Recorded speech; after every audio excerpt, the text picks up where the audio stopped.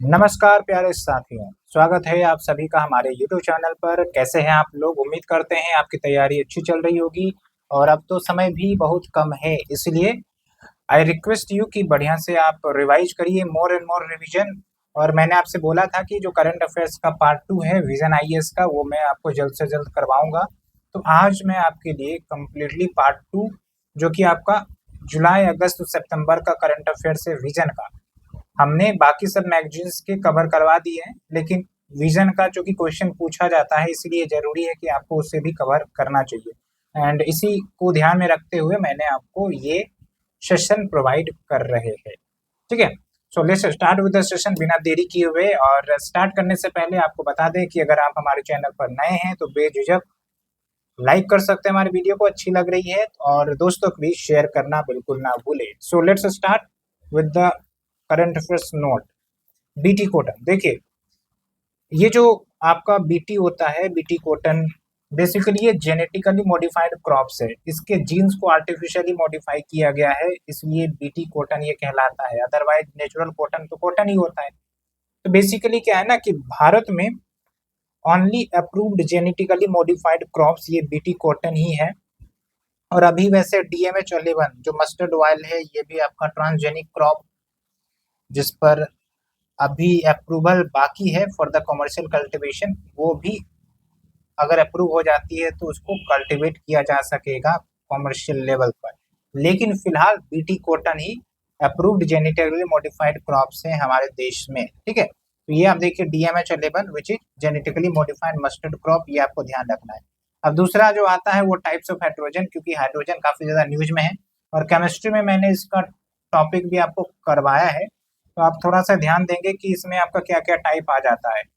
तो अगर ब्लैक या ब्राउन हाइड्रोजन है तो इसका मतलब वो किससे प्रोड्यूस हो रहा है? कोल से। और एक्चुअली हम हाइड्रोजन प्रोड्यूस कैसे करते हैं? बेसिकली वाटर है ना, वाटर से हम हाइड्रोजन निकालते हैं। अब भाई एनर्जी की जरूरत होती है, तो एनर्जी सप्लाई किस टाइप का दिया जा रहा है उस हिसाब से टाइप्स ऑफ हाइड्रोजन बनता है। तो ब्लैक या ब्राउन हाइड्रोजन में क्या है? Coal as a source. फिर ग्रे हाइड्रोजन, इसमें natural gas as a source. फिर ब्लू हाइड्रोजन, इसमें फॉसिल फ्यूल का इस्तेमाल होता है। ठीक है, वही हो गया आपका। ठीक है, तो ब्लू हाइड्रोजन भी ना नेचुरल गैस से ही मेनली प्रोड्यूस किया जाता है, लेकिन जो तरीका है वो अलग है। देखिए ग्रे हाइड्रोजन भी नेचुरल गैस से, लेकिन मिथेन रिफॉर्मेशन प्रोसेस से है। जबकि blue hydrogen coal gasification and methane reformation with carbon capture and utilisation तकनीक। कार्बन कैप्चर यूटिलाइजेशन का मतलब ये होगा कि भाई जो कार्बन डाइऑक्साइड रिलीज हो रहा है ना, उसको कैप्चर कर लो, है ना, उसको एटमोस्फेयर में रिलीज होने ना दो, उसी को कहते हैं सीसीयूएस। ओके, ये ध्यान रखेंगे। फिर देखिए एक है टर्क्वाइज हाइड्रोजन, इसमें जो हम सोर्स यूज करते हैं मीथेन है। फिर है पिंक हाइड्रोजन, इसमें हम न्यूक्लियर एनर्जी यूज करते हैं। फिर ग्रीन हाइड्रोजन, इसमें हम रिन्यूएबल एनर्जी यूज करते हैं। ग्रीन से पता ही चल रहा होगा आपको। ठीक है, फिर देखिए ग्लोबल एआई समिट कहाँ पर हुआ? इंडिया ने होस्ट किया, इसे अच्छे से ध्यान रखेंगे। फिर आप देखिए स्नो ब्लाइंड, ये क्या है? इट्स ए मालवेयर जो एंड्रॉइड फोन्स को टारगेट करती है। ठीक है, फिर आप देखिए क्रिस्पर की CS9 टैल, फिर जिंक फिंगर न्यूक्लियस, ये सब क्या है? जीन एडिटिंग टूल्स है, ये ध्यान रखेंगे। फिर आप देखिए मोनोक्लोनल एंटीबॉडीज की बात करें तो ये जो मोनोक्लोनल एंटीबॉडी होती है, ये बेसिकली लैब मेड प्रोटीन्स होती है, यानी कि लैब सिंथेटिकली मैन्युफैक्चर बनाया जाता है एंटीबॉडीज को, जो नेचुरल एंटीबॉडीज की ही तरह रहती है, लगती है। और नेचुरल एंटीबॉडी यानी हमारा बॉडी जो है वो बनाता है natural antibody to fight from the infection और द फॉरेनर्स। ओके, फिर है आपका इलेक्ट्रोइंसेफेलोग्राफी। ये जो इलेक्ट्रोइंसेफेलोग्राफी है, इसके माध्यम से जो माइंड के सिग्नल्स हैं उन सबको स्टडी किया जाता है। ठीक है, और ये ध्यान रखना है डिस्कवर्ड बाय हैंस बर्गर, और ऑलरेडी मैंने इसको डिस्कस कर रखा है साइंस के लेक्चर में, तो बार बार इसको रिपीट करना सही नहीं होगा। फिर इलेक्ट्रोकार्डियोग्राम, ये डिस्कवर किया था विलियम इथोवन ने। तो बस यहाँ पर आपको नाम याद रखना है, electroencephalography discovered by Hans Berger and electrocardiogram discovered by William Einthoven. Okay, फिर नासा का डार्ट मिशन है। ओके, एस्ट्रॉइड से रिलेटेड है। इसमें क्या है कि भाई लेट्स से कि भविष्य में कोई पृथ्वी पर एस्ट्रॉइड अटैक करने लगे, पृथ्वी के इन्फ्लुएंस में आ जाए और को टकराने लग जाए तो भाई उसको डिस्ट्रैक्ट या डिस्ट्रॉय करने का कुछ तो तरीका होना चाहिए, तो उसी के लिए आपका डार्ट मिशन, ठीक है, और नासा का है, ठीक है। और उसके बाद देखिए आपका एक है ऑसिरिक्स एपेक्स मिशन, ये भी नासा का ही है, और इससे पहले नासा ने ऑसिरिस रेक्स मिशन लॉन्च किया था, ये भी नासा का ही। बस आपको ध्यान रखना है ये मिशन किसका है, और ये सब के सब जो है ना एस्ट्रॉइड से सैंपल को रिटर्न करने का मिशन है, अगर रेक्स की बात करें, एपेक्स की बात करें। और जो डार्ट मिशन है ये बेसिकली एस्ट्रॉइड को डाइवर्ट करने का मिशन है। फिर मार्स और ओडिसी ऑर्बिटर, ये जो है नासा का ही है, 2001 में इसे लॉन्च किया गया था।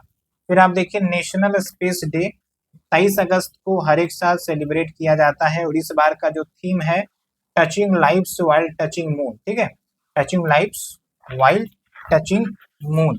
और इंडिया जो है चौथा देश है to land on moon and first country to land near the south pole, क्योंकि बड़ा मुश्किल होता है साउथ पोल के अलोंग लैंड करना, ठीक है। फिर विक्रम साराभाई की बात करें तो father of Indian space programme, ये ध्यान रखेंगे। फिर निसार की बात करें तो ये आपका नासा इसरो का मिक्स वेंचर है सिंथेटिक अपर्चर रडार बनाने के लिए, ठीक है, तो ये क्वेश्चन भी पूछा गया है वैसे।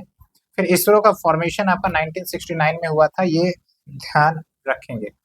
उसके बाद देखिए बात करें कुछ मिशंस की, तो चंद्रयान 4, इसमें क्या है कि भाई मिशन भेजे जाएंगे मून के पर, ताकि वहाँ के जो सॉइल्स है उसको कलेक्ट करके वापस लाया जाए। ये है आपका पूरा चंद्रयान 4 जो आने वाले समय में लॉन्च किया जाएगा, ठीक है। फिर है आपका गगनयान मिशन, और नाम से ही पता चल रहा है ये basically human space flight capability को टेस्ट करने के लिए है, कि भाई हमारे जो इंडियंस है वो स्पेस में समय बिता सके। इसमें 3 मेंबर्स को चुना गया है, और 3 दिन का ये मिशन होगा, और 400 किलोमीटर ऊपर फ्रॉम द अर्थ सरफेस ये मेंबर्स जाएंगे, और फिर वापस इनको बुलाया जाएगा, लाया जाएगा, ठीक है। उसके बाद वेनस ऑर्बिटर मिशन, वेनस के लिए है। मार्स ऑर्बिटर मिशन जो 2 लॉन्च करने वाला है भारत।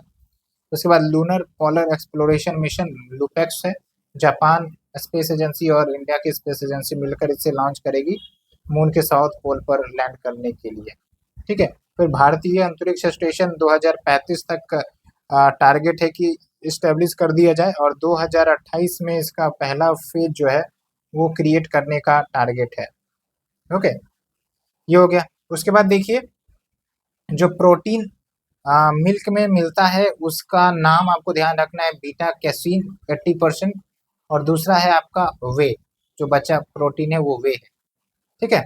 और प्रोटीन की बात करें तो आपको पता होगा, हमने बताया भी आपको, ये एमिनो एसिड से बना हुआ होता है, और एमिनो एसिड में आपका एक इसेंशियल एमिनो एसिड होते हैं, और खास बात यह है कि नाम है essential but it can't be made by body, हमारा शरीर इसे नहीं बनाती है, लेकिन नॉन एसेंशियल एमिनो एसिड को हमारा शरीर बनाती है, ठीक है।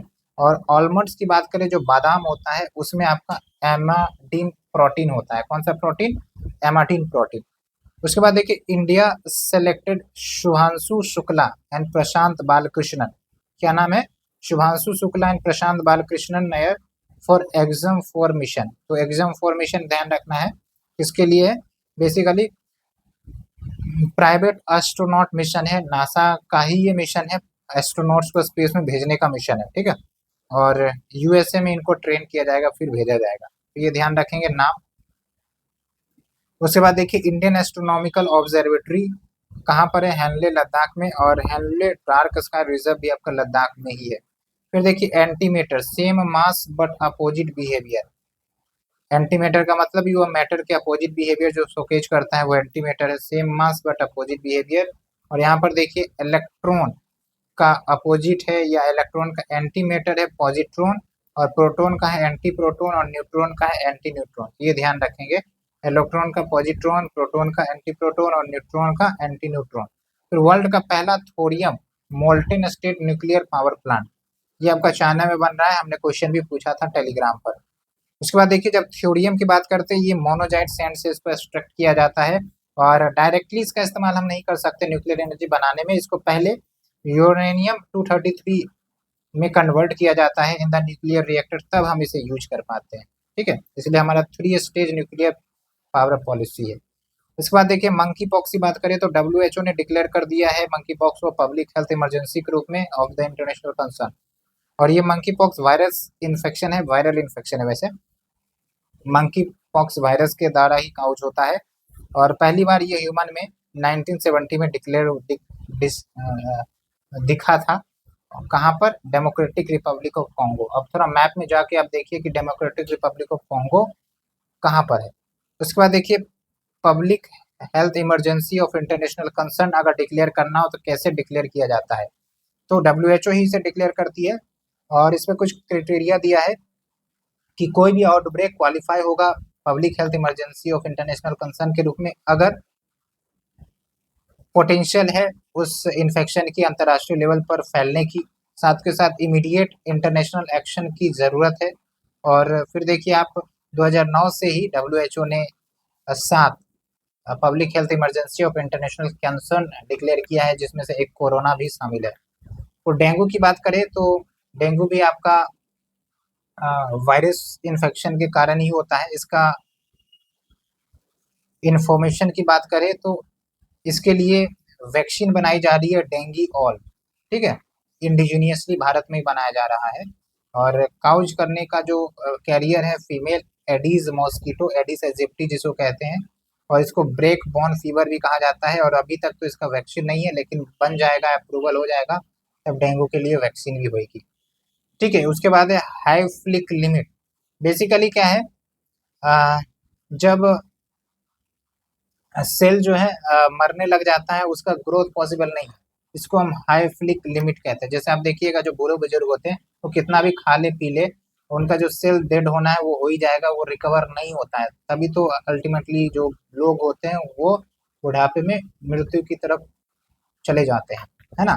तो हाई फ्लिक लिमिट वही बोलता है भाई कितना भी खा लो एक सर्टेन एज के बाद आपका सेल रिग्रोथ नहीं होगा, you will be ultimately dying, that is the truth of the nature. उसके बाद देखिए भारतीय अंतरिक्ष स्टेशन, ये 2035 तक भारत बनाने का प्लान है। इसका पहला मॉड्यूल मैंने बताया 2028 को लॉन्च हो जाएगा। गगनयान मिशन मैंने बता दिया है, और ये हमने ऑलरेडी हाईलाइट किया है, दोबारा लिखा गया है। उसके बाद देखिए अन्य जो स्पेस स्टेशन हैं, कुछ आपको ये ध्यान रखना है। जैसे सल्यूट 1 वर्ल्ड का पहला स्पेस स्टेशन था जो सोवियत यूनियन ने इसे लॉन्च किया था 1971 में। स्काई लैब यूएसए का पहला स्पेस स्टेशन था जो नासा ने लॉन्च किया था यूएसएसआर के बाद। अभी कौन सा ऑपरेटिव है इंटरनेशनल स्पेस स्टेशन, जो 1998 में इसको तैयार किया गया था और तब से लेके एक्टिव है। और इसमें ये ध्यान रखना है 5 स्पेस एजेंसी का ये कोलैबोरेशन है। कहाँ पर है ये? लो अर्थ ऑर्बिट में, ठीक है। और इसमें कौन कौन से स्पेस एजेंसी शामिल है? नासा है, रॉसकोमोस है जो कि रशिया की स्पेस एजेंसी है, यूरोपियन स्पेस एजेंसी है, जापान स्पेस एजेंसी है, और कैनेडियन स्पेस एजेंसी है, ठीक है। फिर चाइना ने भी अपना स्पेस स्टेशन लॉन्च किया था तियांगोंग 1 2011 में, तियांगोंग 2 2016 में, ठीक है, ये बात है। और अभी देखिए आप फुल्ली ऑपरेशनल है ये। फिर आने वाले समय में भी आपका स्पेस स्टेशन आएगा, gateway space station, NASA led programme है ये, ठीक है। और ये जो स्पेस स्टेशन होगा मून के इर्द गिर्द घूमेगा, ना कि अर्थ के, ये ध्यान रखना है। First space station around the moon. फिर एक्सोम के बारे में हमने बात कर ही लिया है, first commercial space station in the world, exome station, ये याद रखना है आपको, ठीक है, पूछ देगा आपको। फिर है एक बायो प्रिंटिंग। तो बायो प्रिंटिंग में क्या करते हैं हम, लिविंग टिश्यूज एंड ऑर्गन्स को 3D प्रिंटिंग के माध्यम से क्रिएट करते हैं, ठीक है। तो बायो प्रिंटिंग वही हो गया। बायो प्रिंटिंग मतलब ये होता है लिविंग टिश्यूज ऑर्गन्स को क्रिएट करना। इस और 3D बायो प्रिंटिंग हो या 3D प्रिंटिंग हो, इसको हम एडिटिव मैन्युफैक्चरिंग के नाम से जानते हैं, ये ध्यान रखेंगे। उसके बाद ब्लॉकचेन टेक्नोलॉजी आपने बहुत बार सुना होगा। It is a distributed laser technology, कि भाई कुछ अगर एक कंप्यूटर पर ट्रांजेक्शन हुआ तो जो भी इससे इंटरकनेक्टेड कंप्यूटर या नेटवर्क से उन सबों पर ट्रांजेक्शन रिफ्लेक्ट हो जाएगा, यही है आपका ब्लॉकचेन टेक्नोलॉजी। इसको हम डिस्ट्रीब्यूटेड लेजर टेक्नोलॉजी कहते हैं। और क्रिप्टो करेंसी जो है it works on this principle, ठीक है, ये ध्यान रखेंगे। उसके बाद देखिए graphene, it is an allotrope of carbon and building block of graphite, ये ध्यान रखना है, यहाँ से भी क्वेश्चन आ सकता है आपका। और ग्राफीन ज़्यादा पहले डिस्कवर नहीं हुआ है, 2004 में बाय एंड्री जेम एंड के नोमोसेलोव, ठीक है, तो 2004 में।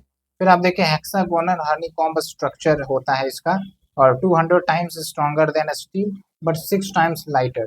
फिर चाइना का देखिए आप, मोस्ट प्रोडक्शन करता है, सबसे ज़्यादा प्रोडक्शन ग्राफीन का चाइना। उसके बाद देखिए first silicon carbide manufacturing facility India में कहाँ पर ओपन किया जा रहा है, ओडिशा में। फिर आप देखिए अगर हम बात करें सिलिकॉन कार्बाइड की, तो ये इसको हम कार्बनडम भी कहते हैं, कार्बोरंडम। और इसकी थर्मल कंडक्टिविटी, हीट ज़्यादा ये एब्जॉर्ब करता है, और सेमीकंडक्टर में यूज होता है, सेरेमिक्स में यूज होता है, हीट एक्सचेंज में यूज होता है। उसके बाद देखिए वेन एलन रेडिएशन बेल्ट, ये क्या करता है, Van Allen radiation belt traps the high energy particles, तो जो हाई एनर्जी पार्टिकल्स है उसे ट्रैप करता है coming from the sun and thus protecting the earth. Okay, फिर देखिए वेनस का क्या है, वेनस का जो एटमॉस्फेयर है काफ़ी ज़्यादा थिक है, और थिक होने के कारण ये जो ग्रीन हाउस गैस है वो आसानी से एब्जॉर्ब करके रखा हुआ है, इसी का कारण मरकरी हॉटेस्ट ना होके वेनस हॉटेस्ट है। ओके, और वेनस और मरकरी यूवी की बात करें, वेनस और मरकरी नहीं, यूरेनस और वेनस यूवी, ये दोनों जो है ना ईस्ट वेस्ट डायरेक्शन में रोटेट करते हैं, ईस्ट टू वेस्ट। बाकी जो प्लेनेट है वेस्ट टू ईस्ट रोटेट करते हैं। उसके बाद देखिए नासा का डेविनिची मिशन है, वेरिटाज मिशन है वेनस के लिए, और यूरोपियन स्पेस एजेंसी का इनविजन मिशन है। तो इनविजन मतलब यूरोपियन मिशन, डेविनिची इस पर शायद बीपीएससी ने क्वेश्चन भी पूछा है, वेरिटाज पर भी। ओके, और वर्ल्ड का लार्जेस्ट टेलीस्कोप जो कि स्क्वायर किलोमीटर एरो है, ये नाम याद रखेंगे। उसके बाद क्वेसर्स क्या है, क्वेसर्स ये बेसिकली यूनिवर्स की एक घटना है, इसको आप सिंपल कहिए क्वासी स्टेलर रेडियो सोर्स, ठीक है। और ये आपको कहाँ देखने की मिलती है, तो जो आपके गैलेक्सी होते हैं ना उसके सेंटर में आपका जो एक्टिव गैलेक्टिक न्यूक्लाई होता है, which is also the bright course of the distinct Galaxy, जिसके कारण जो सेंटर ऑफ द गैलेक्सी काफी ज्यादा ब्राइट दिखती है, ठीक है, उसी को क्वेसार्स कहते हैं। एंड इसको पावर कहाँ से मिलता है, ब्लैक होल से, क्योंकि कहीं कहीं गैलेक्सी में सेंटर में ब्लैक होल भी मौजूद होता है, तो जब वो ब्लैक होल आकर्षित करता है मटेरियल्स को तो काफ़ी ज़्यादा लाइट बीम रिलीज होती है, एंड दिस इज क्वेसर्स। बस सिंपल ध्यान रखना, active galactic nuclei which is also the bright course of the distinct Galaxy, ठीक है, इस पर भी क्वेश्चन पूछ सकता है एक्टिव गैलेक्टिक न्यूक्लियाई पर। It is like course of the distinct Galaxy, जो गैलेक्सी है उसके सेंटर को ये एक्टिव गैलेक्टिक न्यूक्लियाई कहते हैं। उसके बाद विष्णु युद्ध अभ्यास पूछा जाए तो बेसिकली जो आपके विष्णु नहीं है, विषाणु है, ठीक है। जैसे पैंडेमिक आ गया था तो हम लोग तैयार नहीं थे, तो अब से तैयार रहें इसके लिए विषाणु युद्ध अभ्यास किया जाता है। ओके, उसके बाद देखिए BPAL-M, BPAL-M, ये basically multi drug resistance tuberculosis के लिए नया ट्रीटमेंट लाया गया है, 6 महीने का ये ट्रीटमेंट है वैसे। उसके बाद देखिए सोनोल्यूमिनेसेंस, ये बेसिकली इसके अंतर्गत लाइट प्रोड्यूस होता है via irradiation of liquids with ultrasonic waves, ठीक है। उसके बाद देखिए सरकम म्यूटेशन, ये क्या है सरकम म्यूटेशन, तो बेसिकली जैसे जो प्लांट सब होते हैं ना वो सब भी कहीं ना कहीं अपने लोकेशन पर थोड़ा सा मूव ऑन करते हैं, ठीक है। क्यों, क्योंकि अपने इन्वायरमेंट को ये भी जानना चाहते हैं, ये सब अभी धीरे धीरे पता लग रहा है, इसी को हम सरकम म्यूटेशन कहते हैं, a small continuous movement made by plants to explore their environment. Okay, फिर आप देखिए चाइना ने वर्ल्ड का first high temperature superconducting tokamak device बनाया है जिसका नाम है HH70। और टोकोमक क्या होता है, यहाँ पर basically control thermonuclear fusion reaction करवाया जाता है, ताकि ये जो आपका न्यूक्लियर फ्यूजन है ना, फ्यूजन नहीं फ्यूजन, जो आपके सन सब में होते हैं एनर्जी प्रोड्यूस होते हैं उसको आर्टिफिशियली तैयार किया जाए, इस वजह से एनर्जी सिक्योरिटी हम फुलफिल कर सके आने वाले भविष्य में। फिर है आपका लाइफाई, तो लाइफाई का फुल फॉर्म है लाइट फिडेलिटी, और ये बाय डायरेक्शनल होता है, यानी कि जैसे वाईफाई आप देखते हैं ना, ओके, रेडियो वेव से काम करता है, ठीक है, उसी प्रकार से लाइफाई है, लेकिन लाइफाई जो है वो लाइट के वेव पर काम करता है, इसका फुल फॉर्म ही है लाइट फिडेलिटी। और ये बाय डायरेक्शनल होते हैं, यानी कि रिसीव और सेंड दोनों हो सकता है, और विजिबल लाइट का इस्तेमाल करते हैं, और विजिबल लाइट का स्पेक्ट्रम आप याद रखेंगे 400 से लेके 800 टेराहर्ट्ज, कहीं कहीं 380 भी दिया रहता है, तो आप टेंशन ना ले, दोनों सही है। फिर देखिए चीपर देन वाईफाई, लेकिन एक बात है कि जैसे आपके रूम में एक LED बल्ब लगा हुआ है, ठीक है, और उससे आपका लाइफाई निकल रहा है, तो आपका रूम चूंकि लॉक होगा तो आपके रूम के बाहर वो सिग्नल नहीं जाएगा। लेकिन वाईफाई में क्या होता है कि वो सिग्नल दूर तक भी जा सकता है। ठीक है, तो ये ध्यान रखें। उसके बाद डेनोसोबियन की बात करें तो एक लास्ट आपका करंट अफेयर्स न्यूज है, this is extinct species of hominid. तो मनुष्य का ही एक प्रजाति बहुत पहले, ठीक है, वो एक्सटिंक्ट हो गया है। डेनिसोवियन नाम है इसका। ठीक है, ये पूरा आपका जो साइंस एंड टेक का करंट अफेयर से आप देखिए कि लगभग 20 मिनट में खत्म हो गया। अब हम मूव करेंगे इन्वायरमेंट के सेक्शन में। ठीक है, क्योंकि वो भी एक बड़ा सा सेक्शन है, तो उसको करके वो हम कवर करेंगे। तो देखिए आपका पूरा नोट्स हमने तैयार करके रखा है, तो वो सब हम अभी करने वाले हैं आपके सामने। इकोनॉमी हो गया, साइंस एंड टेक हो गया, इंटरनेशनल रिलेशंस भी हो गया है। हाँ, सोशल इश्यू एक बचा हुआ था ना, इसको भी देख लेते हैं। ज़्यादा नहीं है, 2-3 पेज का है, 5 मिनट में खेल खत्म हो जाएगा। तो अब हम सोशल इश्यूज को डिस्कस करने वाले हैं। मुश्किल से 10 मिनट में काम हो जाएगा, क्योंकि इसमें कुछ कंसेप्चुअल पार्ट तो है नहीं। आराम से सुनिए, और ये सब काफ़ी इंपॉर्टेंट फैक्ट से मैंने निकाला है। और ध्यान देने वाली बात ये है कि अगर आप ये रिवाइज करके जाते हैं तो काफ़ी ज़्यादा प्रोबेबिलिटी है कि क्वेश्चन लड़ ही जाएंगे। ओके, और जिस प्रकार से ट्रेंड देखा जा रहा है बीपीएससी का, अब वो वन लाइनर पर फोकस नहीं करती है, थोड़ा सा मल्टीपल स्टेटमेंट पर फोकस करती है, तो उस हिसाब से आपकी तैयारी भी होनी चाहिए। तो चलिए शुरुआत करते हैं। पहला है आपका धरती अब्बा जनजातीय ग्राम उत्कर्ष अभियान। पहले तो आप हमें ये बताइए, धरती अब्बा किन्हें कहा जाता है? आपको कुछ याद है? तो याद तो होना चाहिए। अगर याद नहीं है तो थोड़ा सा आप किताब खोले जाके और मुंडा रिवेलियन को जरूर देखें। तो ये जो प्रोग्राम है प्रधानमंत्री ने लॉन्च किया है, और इसके माध्यम से जो ट्राइबल कम्युनिटी है इनके सामाजिक आर्थिक स्थितियों में सुधार लाना है। और सेंट्रली स्पॉन्सर्ड है। सेंट्रली स्पॉन्सर्ड का मतलब ये है कि स्टेट भी इसमें अपना पैसा लगाएगा सेंटर के साथ। एक होता है सेंट्रल सेक्टर स्कीम, जहाँ पर स्टेट एक भी रुपया नहीं लगाती है, सारा पैसा जो है केंद्र ही लगाती है। ओके, उसके बाद देखिए, जो ट्राइबल पॉपुलेशन है हमारे देश में, which is equal to 8.6% of the total population including PVTG. इसके बारे में मैंने सोशल इश्यूज के जो पहले के वीडियोज हैं विजन का, उसको कवर करवाया है। ओके, उसके बाद देखिए स्वच्छ भारत दिवस 2024, इसका थीम क्या है? स्वभाव स्वच्छता, संस्कार स्वच्छता। उसके बाद ये जो स्वच्छ भारत मिशन है, ये सेंट्रली स्पॉन्सर्ड है। इसमें आपका स्वच्छ भारत मिशन ग्रामीण आता है, जो कि मिनिस्ट्री ऑफ जल शक्ति चलाती है, और स्वच्छ भारत मिशन अर्बन, जो कि ministry of housing and urban affairs चलाती है। उसके बाद जस्टिस हेमा कमेटी रिपोर्ट, ये जो कंस्टिट्यूट किया गया था, बेसिकली जो sexual harassment Malayalam film industry में देखने को मिला, तो उसी के बारे में पूरा मैकेनिज्म तैयार करने के लिए एक कमेटी तैयार की गई थी कि भाई क्या स्टेटस है, क्या सचमुच ये सब हो रही है, उसका पता लगाने के लिए।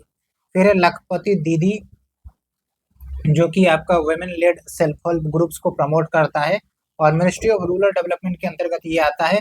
और आप देखिए, ये एक्चुअल में जो दीनदयाल अंत्योदय योजना, नेशनल रूरल लाइवलीहुड मिशन है, उसी का ये कंपोनेंट मान सकते हैं आप।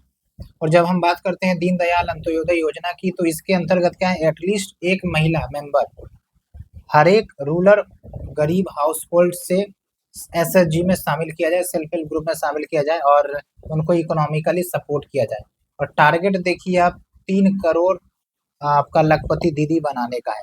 फिर अगर हम बात करें एनपीएस वात्सल्य स्कीम, तो ये बेसिकली पेंशन स्कीम है फॉर द माइनर्स।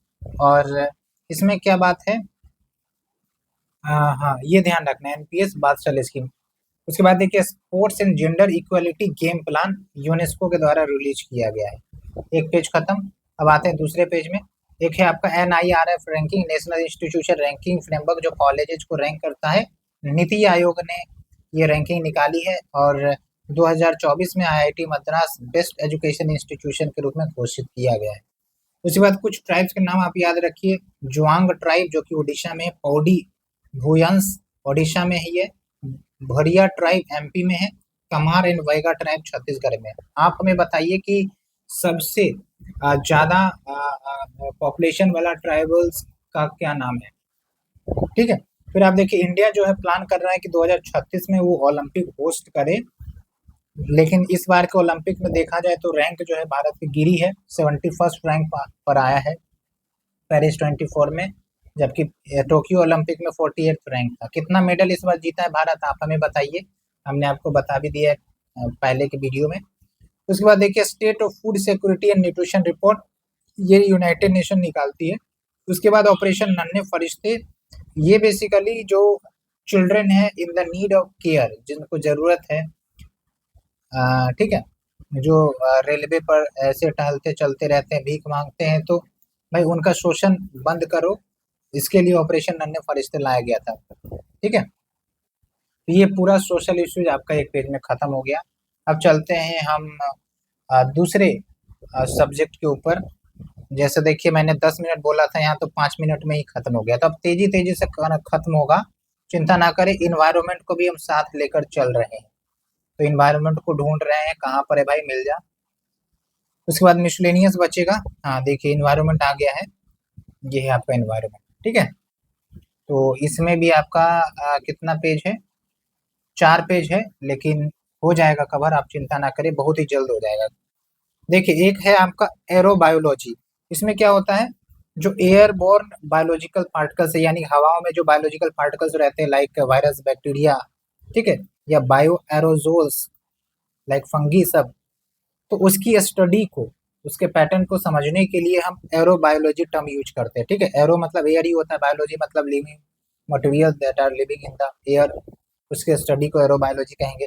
और इंडिया का पहला टील कार्बन स्टडी कहाँ पर किया जा रहा है, कियोलादेव नेशनल पार्क, जो कि राजस्थान में है। ठीक है, और ये जो टील कार्बन है, ये इसको कहते हैं क्या है, तो बेसिकली वेटलैंड और फ्रेश वाटर में भी कार्बन स्टोर्ड रहता है, तो उसी को हम टील कार्बन कहते हैं। ये टर्म भी पूछा जा सकता है, तो ध्यान रखिएगा।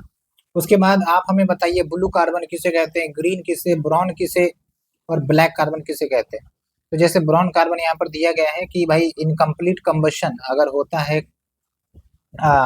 ऑर्गेनिक मटेरियल का, तो वो ब्राउन कार्बन के रूप में आपका बाय प्रोडक्ट छोड़ता है। उसके बाद अगर हम बात करें ब्लैक कार्बन की, तो ये आपका जब फॉसिल फ्यूल्स बर्न होते हैं तो वो ब्लैक कार्बन रिलीज करते हैं। ये तो आप बहुत बार देखे भी होंगे, जहाँ पर कोयला सब जलता है, तो वो आपका ब्लैक कार्बन के कैटेगरी में आ जाता है। उसके बाद देखिए इंडियन रिहेनो के ऊपर एक न्यूज है, और जो इंडियन रिहेनो है वो सारे जो एशियन रिहेनेज है, सुमत्रन, जावन, ठीक है, उसमें से सबसे बड़े साइज का इंडियन रिहोनी ही है। और खास बात यह है कि इसके पास सिंगल हॉर्न रहता है, हॉर्न मतलब वही जो आप देखते हैं सिंह होता है, एक ही सिंह इसके पास रहता है। ड्राइंग मजा नहीं है, लेकिन कुछ इसी प्रकार से आप समझिए। और आईयूसीएन स्टेटस देखे तो वल्नरेबल है इनका, और schedule 1 of wild life protection act में शामिल है। ठीक है, फिर प्रोजेक्ट टाइगर और प्रोजेक्ट एलिफेंट को मर्ज कर दिया गया है, project tiger and elephant, financial year 2023-24 से ही। ठीक है, इसके बारे में मैंने डिटेल से बताया वैसे। उसके बाद देखिए अब जो है टोटल 55 टाइगर रिजर्व्स हो गए हैं, और टोटल 18 राज्यों में ये फैले हुए हैं।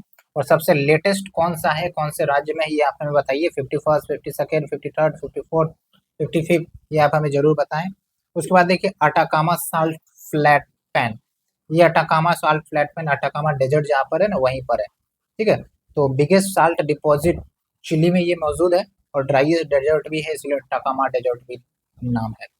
उसके बाद जेमिनी डिवाइस, ये जेमिनी सॉफ्टवेयर नहीं है, जेमिनी डिवाइस है, याद रखना है। और ये बेसिकली क्या करेगा, डिजास्टर वार्निंग, जो मछुआरे हैं जो इंडियन ओशियन में जाते हैं मछली पकड़ने के लिए, उसको अर्ली वार्निंग देगा सैटेलाइट के माध्यम से, जेमिनी डिवाइस। ओके, उसके बाद नागालैंड की बात करें तो फर्स्ट स्टेट, पहला राज्य जिन्होंने disaster risk transfer parametric insurance को अपनाया है। बस नाम याद रखना है क्या है ये, ऐसे करके। उसके बाद देखिए हाई सीज ट्रीटी, ये आपका न्यूज में रहा है। और ये जो हाई सीज ट्रीटी है, इसको बायोडाइवर्सिटी बियॉन्ड नेशनल जुरिडिक्शन भी कहते हैं। बेसिकली ये जो हाई सीज होते हैं, ये एक्सक्लूसिव इकोनॉमिक जोन के बियॉन्ड जो आपका वाटर होता है, वाटर बॉडीज जो होते हैं ओशियन में, उसको हम हाई सीज ट्रीटी का नाम देते हैं। ठीक है, और यहाँ पर प्रोटेक्शन करना जरूरी है, नहीं तो फिर क्या है, दूसरे दूसरे देश यहाँ के रिसोर्सेज का एक्सप्लॉयटेशन कर लेते हैं, बायोडाइवर्सिटी का लॉस हो जाता है।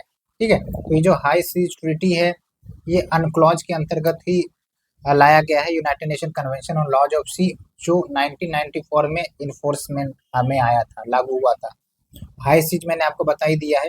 और ध्यान रखना है, जब हम नेशनल जुरिडिक्शन की बात करते हैं तो अप टू 200 नॉटिकल माइल्स, या फिर इसको किलोमीटर में देखें तो 370 kilometre from the coast line, इसको हम ईईजेड कहते हैं। ठीक है, ईईजेड के बियॉन्ड जो आपका एरिया पड़ता है उसको हाई सीज कहते हैं।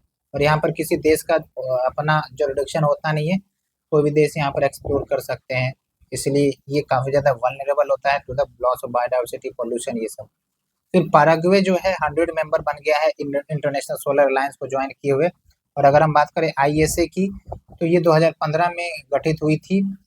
जो आपका यूनाइटेड नेशन का पेरिस क्लाइमेट चेंज कॉन्फ्रेंस हुआ था COP21 का, वहां पर इसको एस्टेब्लिश करवाया गया था by the help of India and France jointly. और इसका सेक्रेटेरिएट जो है ना, ये गुरुग्राम इंडिया में, गुरुग्राम आपका हरियाणा में। फिर ग्रेट इंडियन बस्टर्ड की बात करें तो ये नॉर्थ वेस्ट रीजन, यानी कि इंडिया का जो मैप है, तो आप देखेंगे ये जो डेजर्ट वाला रीजन है, राजस्थान हो गया, कुछ पार्ट हो गया गुजरात का, तो वहां पर मिलते हैं ये ग्रेट डेजर्ट, ग्रेट बस्टर्ड। ठीक है, और आईयूसीएन में ये क्रिटिकली इंडेंजर्ड है और काफी ज्यादा स्ट्रॉन्ग प्रोटेक्शन इन्हें दिया गया है, शेड्यूल 1 और शेड्यूल 4 में शामिल किया गया है। ठीक है, तो ये ध्यान रखना है। उसके बाद आइवरी कोस्ट जो है, जो कि आपका एक अफ्रीकन कंट्री है, नॉर्थ वेस्ट में मिलते हैं ये कंट्री, ये यूनाइटेड नेशन वाटर कन्वेंशन को भी हाल में ज्वाइन किया है। फिर वर्ल्ड का पहला dual tower solar thermal power plant कहाँ पर बनाया गया है? चाइना में।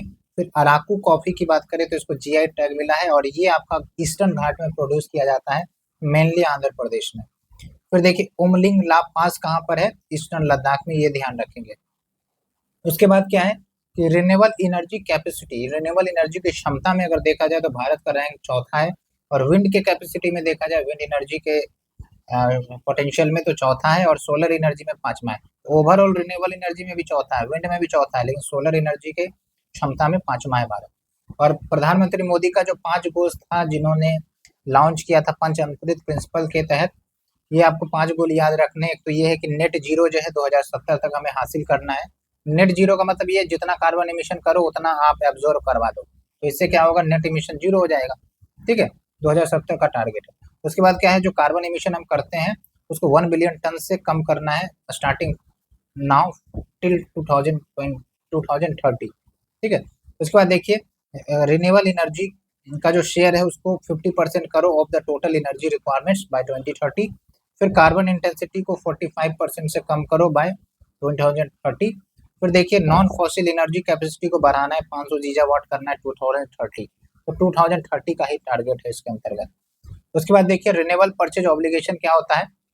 बेसिकली जो डिस्ट्रीब्यूशन कंपनी जो होती है ना, उसको ऑब्लिगेशन किया जाता है कि भाई साहब जो कंपनी रिन्यूएबल एनर्जी प्रोड्यूस कर रही है, आप उसके सर्टेन शेयर खरीदेंगे। सर्टेन शेयर मतलब कुछ बिजली आप रिन्यूएबल कंपनी से खरीदेंगे, ताकि रिन्यूएबल एनर्जी का मुनाफा हो, फायदा हो, और वो और भी रिन्यूएबल एनर्जी प्रोड्यूस कर सके, इसलिए रिन्यूएबल परचेज ऑब्लिगेशन लाया जाता है। तो it is compel the power procurers in every state कि भाई आप एनुअली साल में इतना सर्टेन शेयर खरीदेंगे। ठीक है, और रिन्यूएबल एनर्जी में 100% एफडीआई अलाउड है, फॉरेन डायरेक्ट इन्वेस्टमेंट किया जा सकता है अप टू 100%। फिर देखिए when Ganga knoll Ganga river linking project Maharashtra में लाया जाएगा। और अगर हम बात करें वेन गंगा रिवर की, तो महादेव हिल्स जो कि मध्य प्रदेश में, वहां से निकलती है, और जब पेन गंगा, वर्धा और वेन गंगा जब मिक्स करती है तो प्राणहिता बनती है, और प्राणहिता जो है गोदावरी की लार्जेस्ट ट्रिब्यूटरी है, ये ध्यान रखना है आपको। और अगर हम बात करें नाल गंगा, तो ये रिवर पूर्णा की ट्रिब्यूटरी है, और रिवर पूर्णा एक्चुअली तापी रिवर की ट्रिब्यूटरी है। ओके, उसके बाद दौधान डैम याद रखेंगे, केन बेतवा इंटरलिंकिंग प्रोजेक्ट जब लाया गया था, इसको कंसिडर किया जा रहा है मध्य प्रदेश में, केन रिवर और बेतवा रिवर को कनेक्ट करने का। तो एक्चुअली क्या है कि उसके लिए डैम बनाना पड़ेगा, वही डैम का नाम है दौधान डैम। और ये भी कंसर्न हुई थी कि इस प्रोजेक्ट से कहीं ना कहीं जो पन्ना टाइगर रिजर्व है मध्य प्रदेश में, उसका कुछ एरिया श्रिंक हो जाएगा, इसलिए काफी ज्यादा क्रिटिसिज्म भी हुआ था इस प्रोजेक्ट का, होता भी है। उसके बाद हम लास्ट पेज पर मूव करते हैं, उसके बाद आपका करंट अफेयर्स ये भी खत्म है। उत्तराखंड जो है पहला स्टेट है to launch the gross environment product index, ये ध्यान रखना है। उसके बाद climate change impact on education report, ये आपका वर्ल्ड बैंक ने जारी किया है। फिर नेचर रिस्टोरेशन लॉ, ये याद रखना है, ऐसे क्वेश्चन बीपीएससी पूछती है। तो nature restoration law European union ने पास किया है। उसके बाद 3 नए रामसर साइट्स ऐड किए गए हैं, जो हमने डिस्कस किए हैं, यहाँ पर भी दिया गया है। अब कुल मिलाकर 85 रामसर साइट्स हो गया है। तो नंजोरायन बर्ड सेंचुरी तमिलनाडु में, काजुवेली बर्ड सेंचुरी तमिलनाडु में और तवा रिजर्वेयर मध्य प्रदेश, ये 3 रामसर साइट नए ऐड हुए हैं। उसके बाद मिथेनोट्रॉफी, ये बेसिकली मीथेन ईटिंग बैक्टीरिया को ये नाम दिया गया है मिथेनोट्रॉफी। उसके बाद नील कुरिंजी, ये फ्लावर है जो हर 12 साल में एक बार ही निकलती है, नीलगिरी हिल्स, जो कि आपका तमिलनाडु, कर्नाटका, केरला के बॉर्डर में आपको दिखती है। और फिर देखिए एशियन डिजास्टर प्रिपेयर्डनेस सेंटर को भारत चेयर करने वाला है, चेयरपर्सन करेगा 2024-25 के लिए, ठीक है। उसके बाद एटमॉस्फेरिक रिवर एक कंसेप्ट है, इसको हम फ्लाइंग रिवर्स भी कहते हैं। बेसिकली क्या है कि एटमॉस्फेयर में आपका जो लॉन्ग नैरो रीजन्स होता है, और ये क्या काम करता है, विंड के हेल्प से वाटर वेपर को ट्रांसपोर्ट करता है from one location to another location, यही है आपका एटमॉस्फेरिक रिवर। तो ये पूरा आपका खत्म होता है इन्वायरमेंट का सेक्शन। ज़्यादा नहीं दिया है क्योंकि भाई जो इम्पोर्टेंट है वही ना, आप यूपीएससी की तो तैयारी कर नहीं रहे हैं जिसमें आपको पूरा डिटेल से पढ़ना पड़ेगा। कुछ क्वेश्चन आते हैं इन्वायरमेंट, तो जो मुझे इम्पोर्टेंट लगा based on the trend of the previous year paper मैंने उसे करवा दिया है। अब बस लास्ट बचा है आपका, और ये लास्ट है क्या कहते हैं उसको, मिसलेनियस वाला, उसे भी हम खत्म करेंगे। और इन्वायरमेंट खत्म हो ही गया है। मिसलेनियस कितने पेज का है भाई, ज़्यादा पेज नहीं है तो खत्म हो जाएगा, 2 पेज ही है, ठीक है। तो देखिए एक है आपका ऑपरेशन स्माइलिंग बुद्धा, ठीक है। तो ऑपरेशन स्माइलिंग बुद्धा जो कि 1970s के दौरान, आपको ध्यान होगा भारत ने न्यूक्लियर टेस्ट किया था पोखरण में, पोखरण 1 भी इसको कहते हैं। तो ये बेसिकली उसी मिशन का नाम है operation smiling Buddha. India first peaceful nuclear explosion 1974 में। फिर 1998 में भारत ने फिर से न्यूक्लियर एक्सप्लोजन किया था, न्यूक्लियर टेस्ट किया था ऑपरेशन शक्ति के नाम से। ऑपरेशन शक्ति और ऑपरेशन स्माइलिंग बुद्धा, ये दोनों याद रखना है। और ये ध्यान रखना है जो नॉन प्रोलिफरेशन ट्रीटी है ना, इंडिया इसका मेंबर नहीं है, 1968 में आया था, ठीक है। और भारत न्यूक्लियर सप्लायर ग्रुप का भी मेंबर नहीं है जो कि 1964 में आया था। ये जो एनपीटी है, नॉन प्रोलिफरेशन ट्रीटी, ये बेसिकली बोलता है कि भाई सिर्फ P5 मेंबर्स ही न्यूक्लियर पावर्स होंगे, बाकी सब डी न्यूक्लियर कर दे, जिसमें भारत को भी डी न्यूक्लियराइजेशन करने की बात कही थी। तो भारत ने बोला ना भाई हम नहीं करेंगे, इसलिए भारत ने इसे साइन भी नहीं किया, एक्सेप्ट भी नहीं किया। उसके बाद देखिए इंडिया का पहला रिन्यूएबल हाइब्रिड रॉकेट लॉन्च हुआ है जिसका नाम है रिहुमी 1, ये अच्छे से ध्यान रखना है, रिहुमी 1। तो देखिए अस्त्र मार्क 1 मिसाइल, अगर पूछा जाएगा आपको स्टेटमेंट बेस्ड, तो अस्त्र मार्क 1 मिसाइल क्या है, air to air missile system है। और इसको हम फाइटर एयरक्राफ्ट पर भी, जैसे सुखोई है उस पर भी हम लगा सकते हैं। और ये विकसित किया गया है डीआरडीओ के द्वारा, 80 से 110 किलोमीटर का रेंज इसका है। फिर आपका फाइनेंशियल एक्शन टास्क फोर्स, ये 1989 में गठित हुआ था, और इसका क्या काम है कि भाई जो हमारा इंटरनेशनल लेवल पर फाइनेंशियल सिस्टम चलता है, जो हम ट्रांजेक्शन सब करते हैं, इकोनॉमी रन हो रही है, तो भाई उसमें मनी लॉन्ड्रिंग, टेररिस्ट फाइनेंसिंग सब ना होने लगे, इसको ये रोकने का काम करता है फाइनेंशियल एक्शन टास्क फोर्स, ठीक है। सेक्रेटेरिएट इसका पेरिस फ्रांस में है, और इसमें 40 मेंबर से इंडिया 2010 में ज्वाइन किया था। और इसके अंतर्गत बेसिकली लिस्ट निकाला जाता है, ग्रे लिस्ट, ब्लैक लिस्ट करके। अब देखिए जो आपका ब्लैक लिस्ट है उसमें कौन से शामिल है देश, नॉर्थ कोरिया, ईरान और म्यांमार को शामिल किया गया है। फिर ऑपरेशन चक्र 1 या चक्र 2 या चक्र 3 अगर ऐसा आता है क्वेश्चन में, याद रखना है साइबर क्राइम से निपटने के लिए ऑपरेशन है। फिर आप देखिए सेकेंड एरियन क्लास सबमरीन जिसका नाम है INS अरिहंत, इसको कमीशन किया गया हाल फिलहाल में इंडियन नेवी के द्वारा। और जो INS अरिहंत है, इंडिया का पहला इंडिजीनियस खुद से बनाया हुआ न्यूक्लियर सबमरीन है, ये भी ध्यान रखेंगे। तो पहला हो गया आपका INS अरिहंत, और दूसरा हो गया आपका INS अरिहंत, ये दोनों याद रखेंगे। फिर आपका देखिए एडिशनल नेशनल सिक्योरिटी एडवाइजर जो चुने गए हैं वो है राजेंद्र खन्ना, ये ध्यान रखना है। उसके बाद रुद्रम 1 की बात करें तो इंडिया का पहला खुद से बनाया गया इंडिजीनियसली एंटी रेडिएशन मिसाइल है, और ये एयर टू सरफेस, एयर से लेकर ग्राउंड पर अटैक करने वाला मिसाइल है, डीआरडीओ ने बनाया है। बेसिकली मिसाइल सब तो डीआरडीओ ही बनाता है। उसके बाद देखिए स्पेस सिटी मिशन जो कि ministry of housing and urban affair चला रहा है 2015 से ही, और ये सेंट्रली स्पॉन्सर्ड है, ठीक है। कुछ कुछ सिटी को सेलेक्ट करके स्मार्ट सिटी बनाने का प्लान किया जाता है इसके अंतर्गत। उसके बाद चार्ल्स डार्विन फ्रॉग, ये बेसिकली अभी स्पीसीज मिला है जो कि अंडमान में एंडेमिक है, अंडमान में ही मिला है। उसके बाद नेशनल लैंडस्लाइड फोरकास्टिंग सेंटर, ताकि जो लैंडस्लाइड होते हैं उसको फोरकास्ट कर दिया जाए, एडवांस में पता लगा लिया जाए, तो उसके लिए एक सेंटर खोला गया है, केरला में लोकेटेड है। फिर वर्ल्ड का पहला डेथ ड्यूटी और पॉच वायरस वो आपका बोलिविया में हुआ है। उसके बाद पीएम जो प्रधानमंत्री है उन्होंने ऑस्ट्रेलिया विजिट किया था। ऑस्ट्रिया है, ऑस्ट्रेलिया नहीं है, ये यूरोपियन कंट्री है। To highlight the 75 years of diplomatic relation. तो ये आपका पूरा मिसलेनियस भी खत्म हो गया जुलाई अगस्त सितंबर का।